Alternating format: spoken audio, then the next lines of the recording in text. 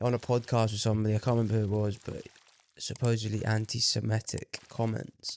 And I think what happened is someone said all about the Benjamins, and they tried to say that was anti-Semitic, and he said something like it's not, and then he's like saying Jewish people don't like money is like saying Italian people don't like pizza, and he's now anti-Semitic and doesn't like Jews. Like, come on, man. That's not anti-Semitic. Anti-Semitic is, to me, is something that's very Hatred of Jews. a hatred of Jews. Yes, thank you. So just nod to basically a stereotype. Yeah, Is- to acknowledge a stereotype and say, and use it in the way of like explaining away like, you're not anti-Semitic. I think these big words get thrown around far too easily. That it takes away from people who are genuinely anti-Semitic. Yes. You got someone who genuinely hates Jews and it's on their agenda to, I don't know, to not make Jews suffer, but they hate them. And then you got Joe Rogan who made a bad joke. Well, it wasn't even a bad joke. It was just using a normal stereotype. And now they're in the same category. They're anti-Semitic. It's like, it just, yeah.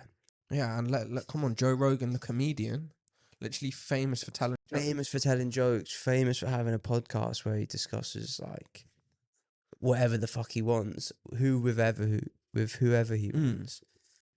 And I think as well, like these people that get annoyed about it and then want to like ostracize someone for it, they start a fire that wouldn't have been created had they not shone light on it. And then Yeah. so like they're calling him anti-Semitic, so that might get 10,000 people to quiz what's anti-Semitic. Yeah. They look into it. Oh, not liking Jews. Oh, maybe I want to do that. And then they start finding articles that actually are against Jews because they're Googling anti-Semitic or they're... And then they might have actually birthed some anti-Semitic people. Yeah. By pretending this one guy who isn't anti-Semitic is.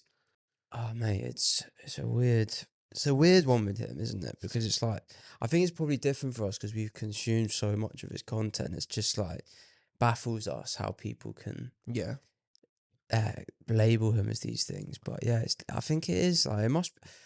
I wonder if he finds it hard at all. Like, imagine we do a podcast. Imagine we've probably said like a couple of silly throwaway things, stereotypes. Imagine like our whole character was getting laid out there, getting labelled things that we're not or we've never believed.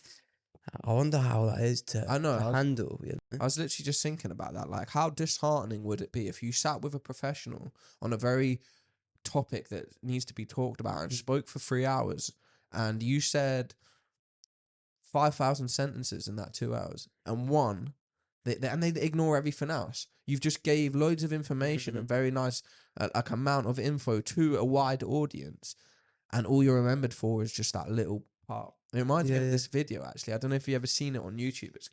It's kind of like satire. So a man, like a lad, I don't know if he's in like outside a college dorm or he's in the streets of America, right? And he's got a poncho on, so he's dressed up as a Mexican, an English kid dressed up as a Mexican. Have you seen it? I think I've and seen he goes up to like loads of different Americans, goes up to a girl our age, a boy our age, an adult, and says, "How do you feel about me wearing this?" Right? And then they're like, "You should not be doing that." Cultural appropriation. That's cultural appropriation. That's actually racist. How do you think people that really are Mexican would feel? So you're trying to pretend to be a Mexican, really have this passion of like, oh, you're so disgusting. What are you doing? That's rude. You can't be doing that.